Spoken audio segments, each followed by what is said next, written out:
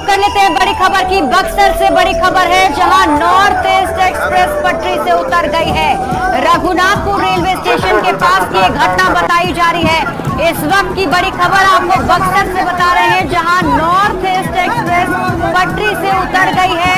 बताया जा रहा है कि रघुनाथपुर रेलवे स्टेशन के पास ये घटना घटी है। जैसे ही ट्रेन यहाँ पहुंची थी, उस वक्त ही पटरी से उतर गई है। नॉर्थ ईस्ट एक्सप्रेस को लेकर ये बड़ी खबर